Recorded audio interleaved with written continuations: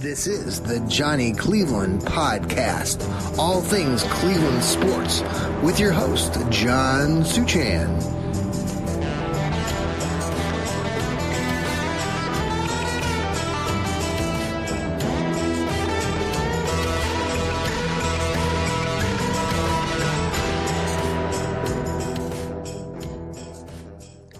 Hey, good evening and welcome everybody to the Johnny Cleveland Podcast.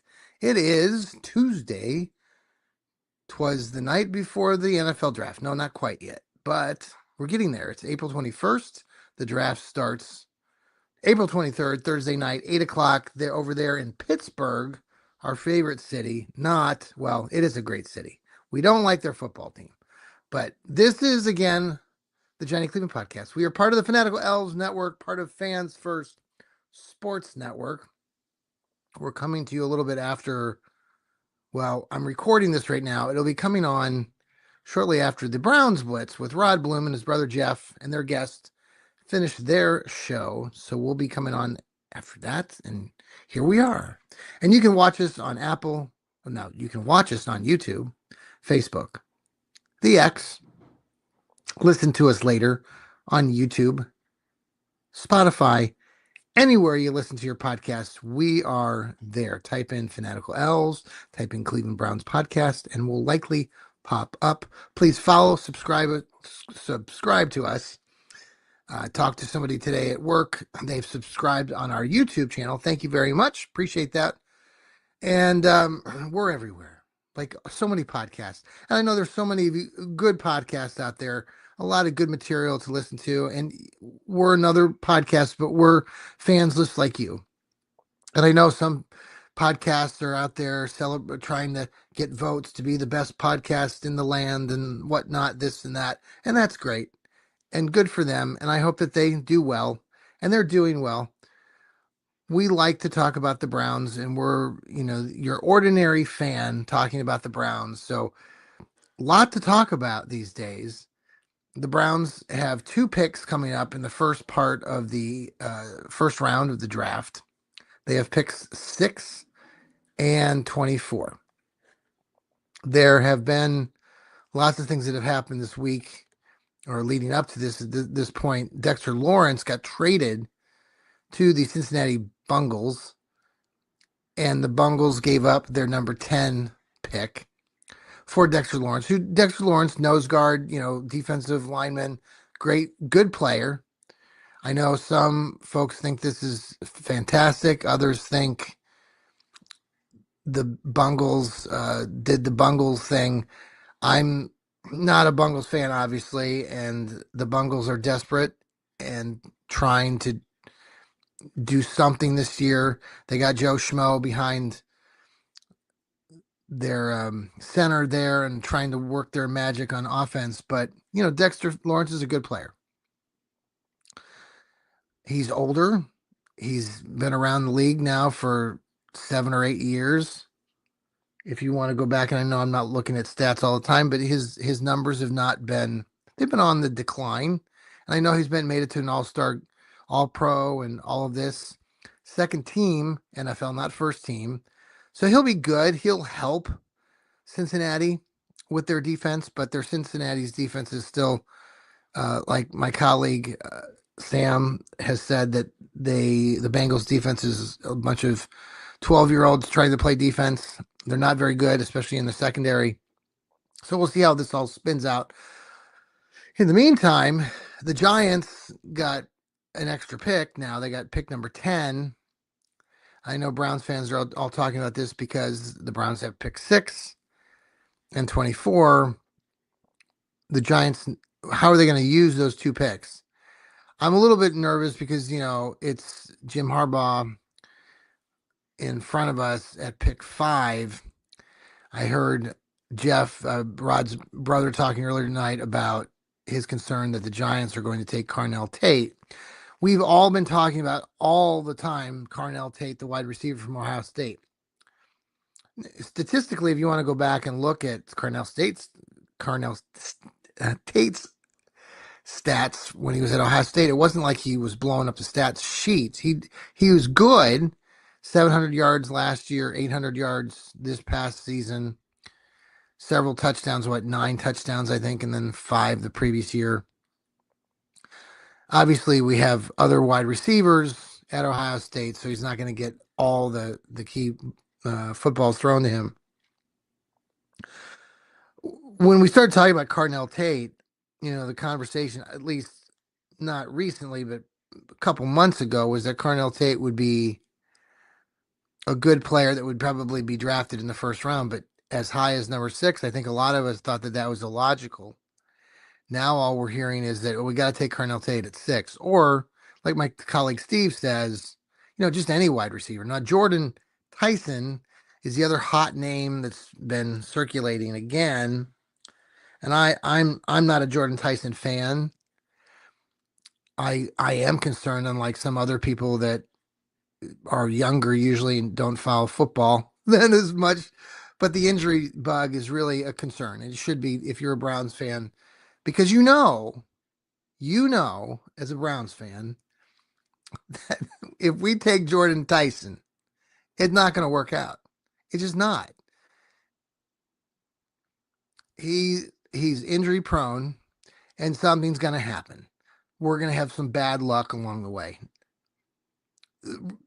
Now, I'm not a fan of Jordan Tyson to begin with, even besides the injury bug. Now, I know some of you are enamored with him and think that he can jump, tall mountains and, he's Superman.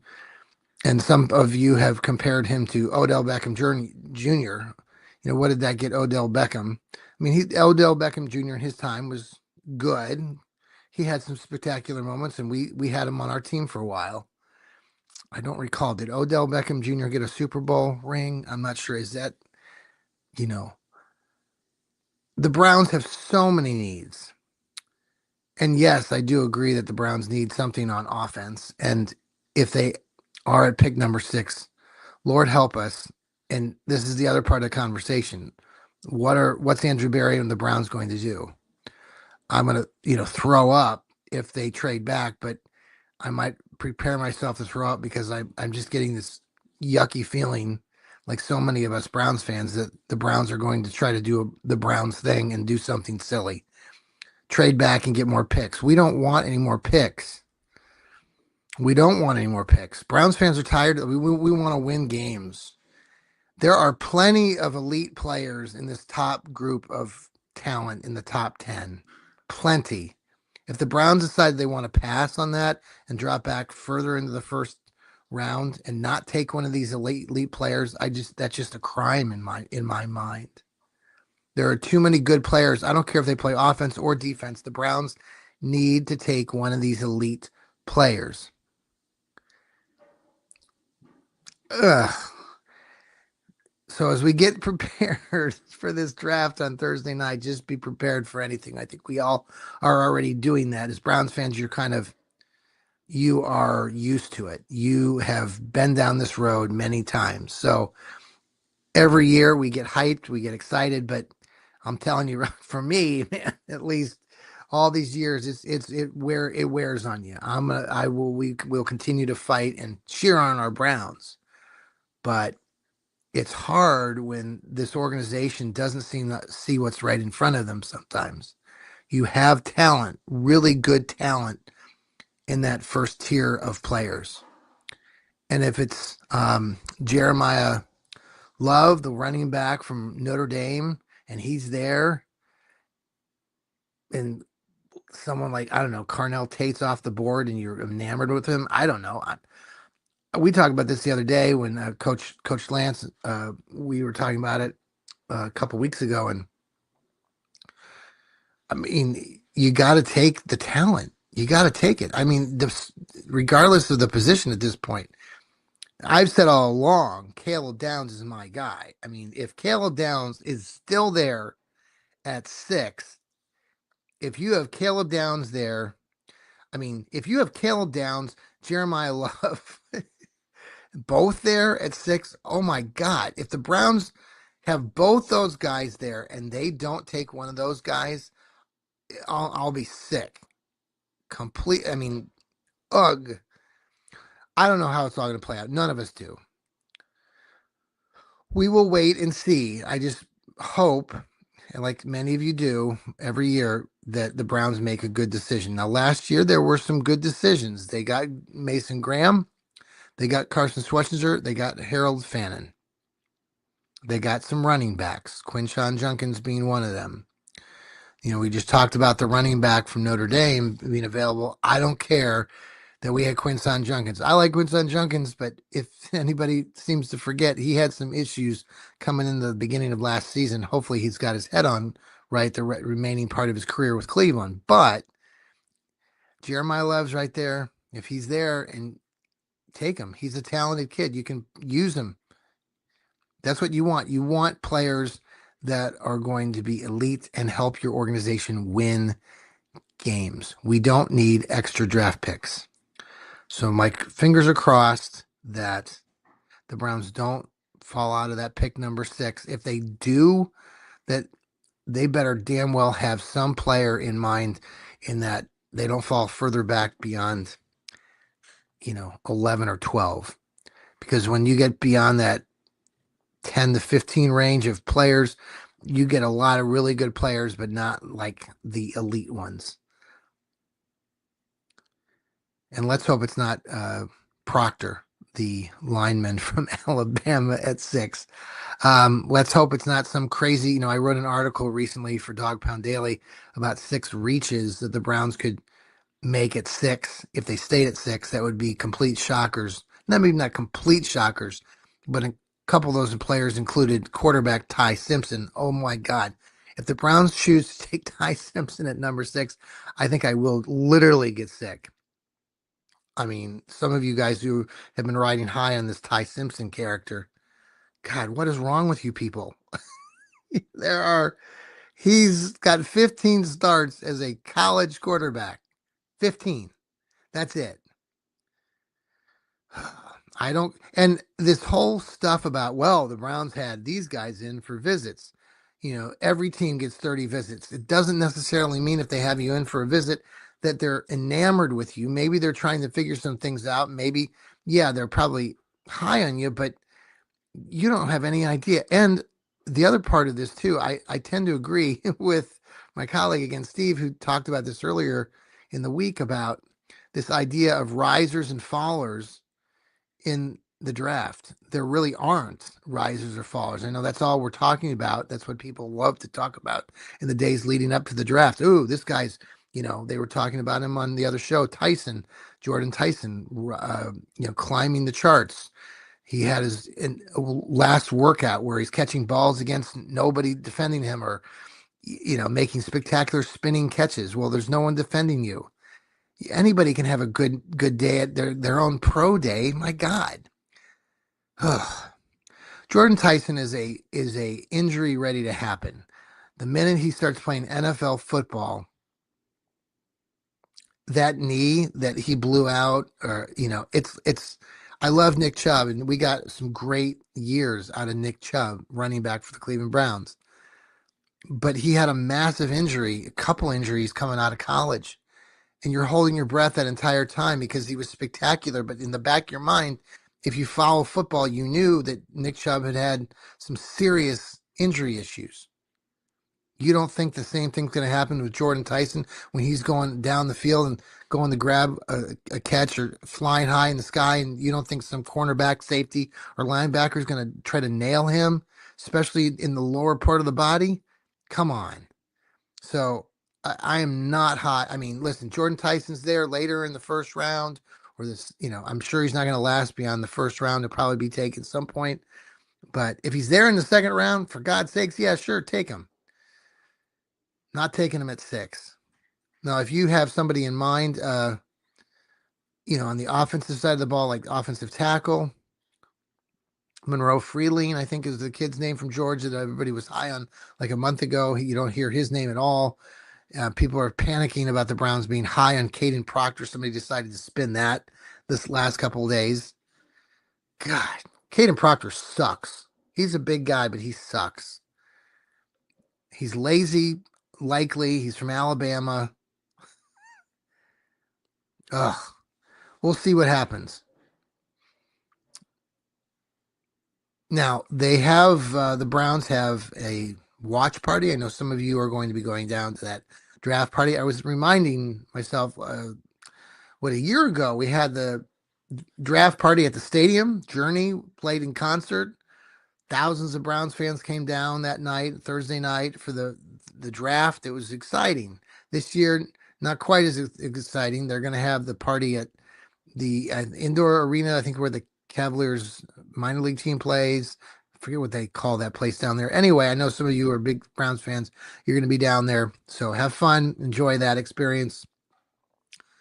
So the Browns have again pick 6 and 24, and then they jump into the second round on Friday night, pick 39, and then followed by other picks and of the next 9. They got a lot. My guess is my my initial, I think I've already mentioned this, but I think again, I fear that the Browns are going to come out of that number 6 pick because Andrew Berry's just wanting to gather more picks, and I'm going to be sick to my stomach when he does that because how is that leading to winning football? Hasn't helped me happen yet.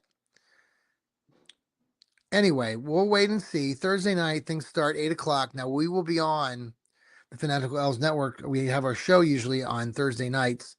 We will be coming on right before the draft around 7:45. We'll be with you through at least the first pick at 6. The draft is a little bit shorter this year with the picks. It's every 8 minutes that they have a pick. It used to be 10. So that'll speed the process up a little bit. So we'll see how things fall for the Browns. And then we'll have some coverage on Friday night, likely. I know I talked to an old colleague of mine who's got his own show right now, Analyze This Now, Lou Marconi, and his show. They're going to be having a draft party Thursday night as well. Or maybe not Thursday night, I think Friday night. So you might check in with that. I might be going on that just as a guest. So you might tune in for that as well. Saturday, I think Steve Gill and I, colleague here, will be doing another show like we did last year. Last year we were on the air when the Browns did take Shedeur in the 5th round of that event. And that was exciting to be watching that live with Steve and being able to talk about it. So tune in for that. That'll be on Saturday later this week. We're going to pause for a quick commercial break. We'll be right back. This is the Johnny Cleveland podcast. And we are back here on the Johnny Cleveland podcast. It's Tuesday evening. We're getting so close to the NFL draft. Starting on Thursday at 8 o'clock, live from Pittsburgh, the first round opens up. The Browns have pick 6 and number 24. Today, the Browns started their voluntary mini camp, and a lot of the big names, Shedeur Sanders, the quarterbacks, Dylan Gabriel and Deshaun Watson, were all in attendance and all practicing. There was a lot of chatter, and they're already got this stupid ass quarterback tracker. Get rid of the damn thing. My God, it's so stupid. Yeah, it was fun last year just because. Now it's just the first time I saw it, it's annoying. Get rid of it. They're not going to, but I'm going to ignore it because we don't need it. So Shedeur and Deshaun kind of split a lot of the first round reps. I don't know what you want to read into that. Everyone's going to have their opinion on it. I've said along all the time. I'm a Shedeur guy. I believe Shedeur is going to start the season. He's going to earn that position to start at number 1 and be the number 1 guy this season. And knock on wood that he stays healthy. He's our number 1 guy, and that's what I believe. I think that he's our future quarterback. And all this spinning and talking about other quarterbacks, I just don't believe it. I think that Shedeur is a confident kid, and he's growing into the role. And if you pay attention to him and listen to him carefully as a young man talking about football, he definitely sounded like a guy that was excited to have a new coaching staff believing in him. And maybe the other coaching staff did believe in him, but the way that he talked about Todd Monken and his staff and about his how Shedeur and probably talking about himself, and when he was describing this to the fan base or to the people that were interviewing him today, allowing, the way that he learns probably was difficult, or the way that things were being communicated might have been a little strained because there were some difficulties with that communication piece, probably between, the coaching staff. Maybe not specifically Stefanski, but maybe the people that were working with Shador last year and Shador himself. And so it sounded today very refreshing from Shador's opinion. And we've reposted some of those comments on our X page today. So check that out at the Elves Network.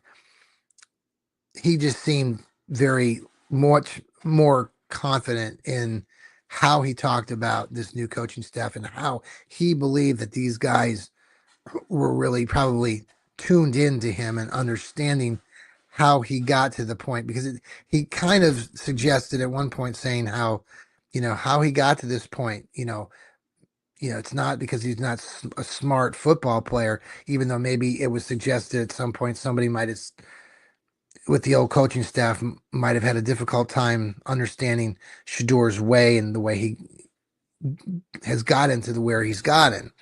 He's a good quarterback.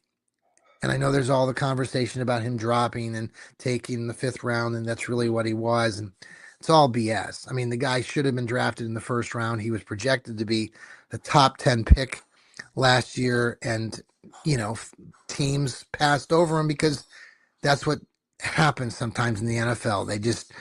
They overlook a player, and none of the teams want to take that risk then for some stupid reasons. But anyhow, he's part of the Cleveland Browns. I think the way he spoke today was good, and I think that the coaching staff and Shador are going to get along just fine. Deshaun, he'll be there. He'll be practicing. If he starts this season, I'll get sick again. There shouldn't be, it should not be. I think it won't get to that point. I think that Shador will show everybody that he's ready to start in week 1 and be that guy.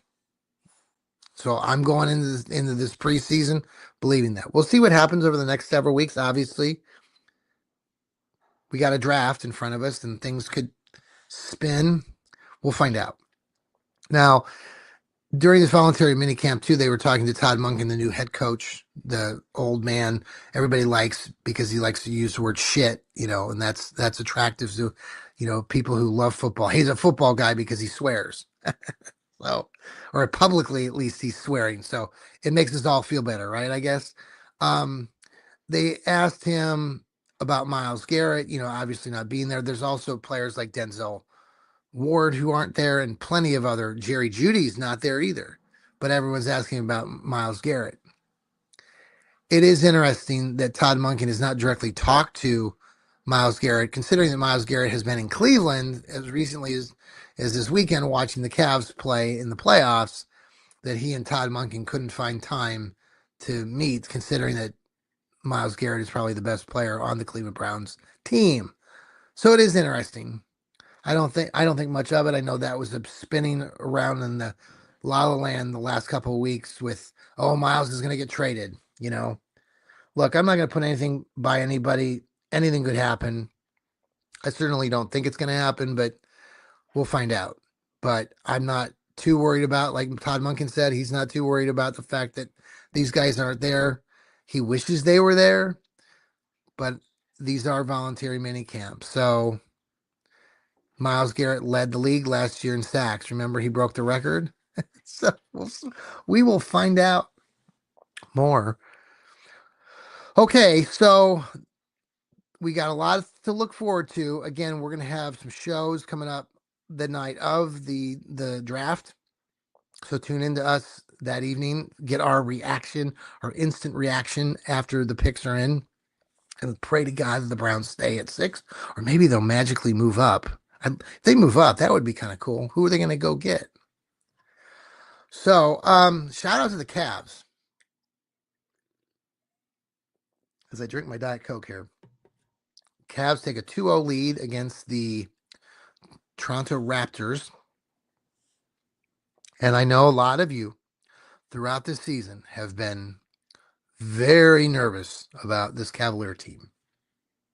Right? You have.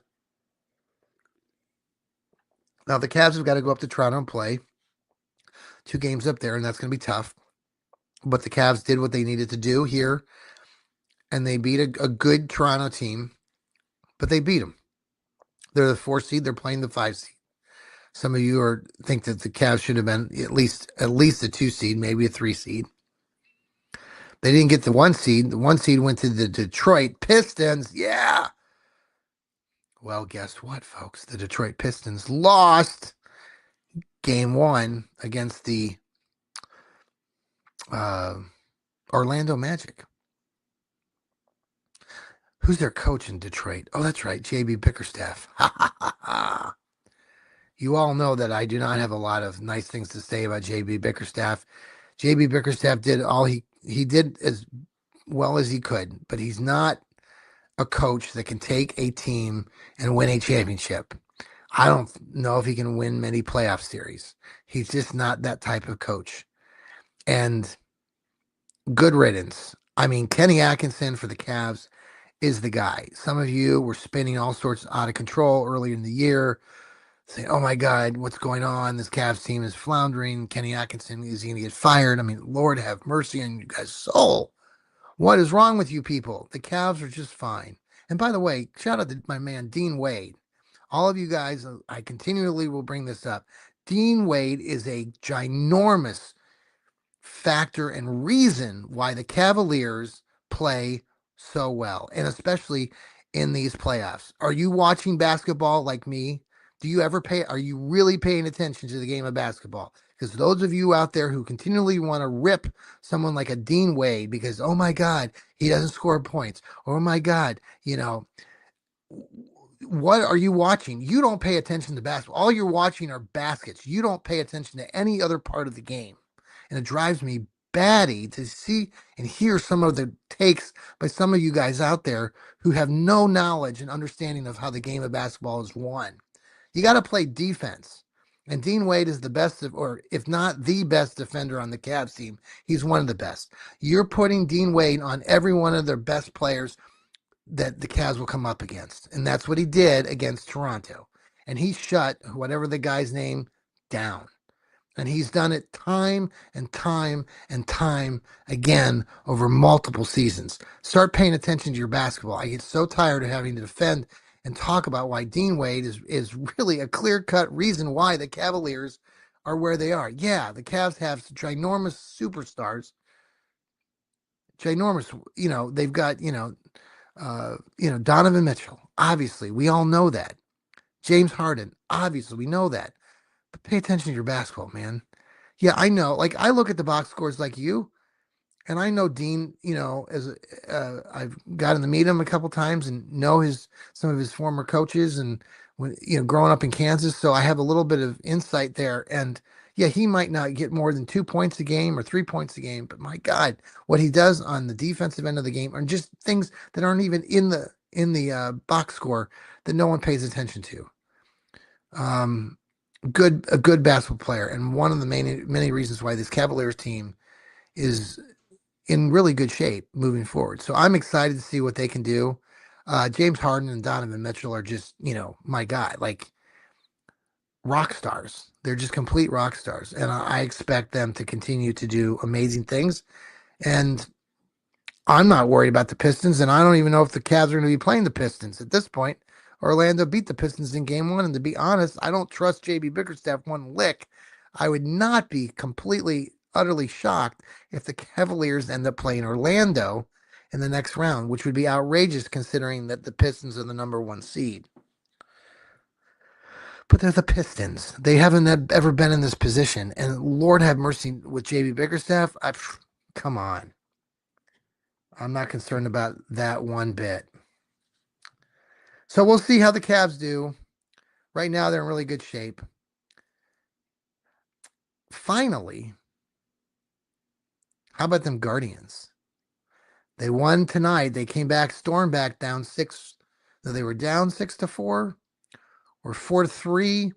And Chase DeLauder hit a liner to the left field line, went for a triple, had the bases loaded, cleared the bases. Guardians win. Good job to the Guardians. They're off to a good start this season. A team that no one pays much money to, but they just know how to win. They have a good coach, good atmosphere. Good baseball. Jose Ramirez. My God, he's, make the statue now. Fantastic stuff. So the Guardians win tonight. Off to a good start. We are the center of the universe. The sports universe is in Cleveland. Everybody knows it. People at ESPN know it. If we didn't have Cleveland, you wouldn't have anything to talk about on ESPN. For good or bad, we are Cleveland, and you should be proud of that. If you're a Cleveland fan, you know it. You do know it. You go to these other sports towns, they have nothing on us. And when you're in these other sports towns, like Philly, I've told you this story. I mean, the Philly fans, and the real diehard Philly fans, they appreciate Cleveland fans. You talk to them, they will give you utter respect. They know, they see. I mean, it's hard to cheer on organizations that break your heart. I mean, the Indians haven't won a World Series since 1948. 1948. It'll be 100 years before the Guardians might even win a World Series. It could be more than 100 years. We could all be dead, and we might never see them win a Super or World Series. Man, they came close. 2016, they were up 3-1 against the Cubbies. Can't hate the Cubbies though. They're the Cubbies. They hadn't won a World Series in 100 years either. Then you got the Browns. We are a football town, you know it. One heart, one heartbeat, one town. I mean, this town would, if the Browns ever somehow managed to get into and win a Super Bowl, Lord have mercy, the town would shut down for a week. They would have a parade every day for a week. It would be spectacular. No one would work. We would take the whole week off. We would celebrate. That's how big football is in this town. You see it anywhere. If you're a Clevelander, if you're a Northeast Ohio fan, if you're a Cleveland fan in Wichita, Kansas, where I was the Browns backers president of the Oz chapter for years, you can see and hear the loyalty across the globe, across the country, in places like Wichita. They're 1,000 miles away from Cleveland, but it doesn't matter. They're diehard fans, just like you here in Cleveland. It's a unique place, and we are proud to be fans of this team, and that's why we get so behind, and we analyze all of these, every move under the sun. It was interesting today. Finally, I'll just leave you on this with Shedeur talking to the media. The kid's like 20 years old, 22, 23 years old, and he's telling the media, the local media, how they need to basically get on board, start supporting this organization, start supporting Cleveland Browns, stop being so negative. I know they're sports, beat writers and what they're trying to create stories, because at this point, that's what they're trying to do, clickbait. But Shedeur's like, man, you got to get on board. You got to support us. I like the fact that he's using a positive approach, and that's what we need to get more of from our team. There are a lot of old farts in the local media that have been around and following this team for probably too many years, and they need to be. They need to kind of probably leave, and I've mentioned this before. There are some really good beat writers, but there's some ones that have been around for too much, and they're trying to cover their bases and say everything under the sun so they can't be wrong when they're usually 100% wrong. So we'll find out. Hopefully they can get on board and listen to what Shedeur asked them to do today. I don't know if they're going to be doing that, because they think it's hard to break a habit. But we will follow along. We'll see what the Browns do come Thursday night at 8:00, live from Pittsburgh. Exciting this time of the year. And that's part of this Browns thing. It's the draft is probably far greater to Browns fans than it is to a lot of other towns and communities and cities across the globe in the NFL, just because we've never seen a Super Bowl. We don't know what that feels like. And so sometimes we've used these draft things as some sort of Super Bowl for us. So hopefully that changes over the next many years. Maybe we'll see them win a Super Bowl before we die. We can always have that hope. That's what keeps us going, Browns. That's what keeps us going, Browns fans. All right, folks. I hope you all have a very good rest of your evening. Again, tomorrow we will have our latest Stadium Mustard and Cincinnati Chili show with myself and my colleague, Troy Current, who, Cincinnati guy, loves the Cincinnati chili, great sports guy, wealth of knowledge. It's a fun show. If you have any interest in tuning back into that, we talk food, we talk all types of situations with food. Fun topic. Everybody loves food. I think we're going to talk a little bit about some food trucks, some sandwich shops in Ohio.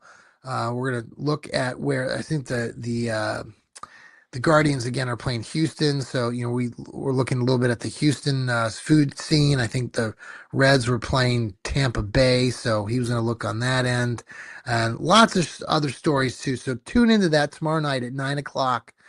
And then we just had the Browns Blitz with Rod Bloom. Earlier in the week, we had Steve Gill with his Dog Pound South show. I hope you go back and tune into that one on Apple or on Spotify as well. Sam the Man Britton, our young colleague down in Dallas, has been punching out his draft shows. So tune into all those. These Browns breakdowns. He talks about what he's looking at in each of the rounds in this draft for the Cleveland Browns. So make sure you catch that as well. Okay, folks.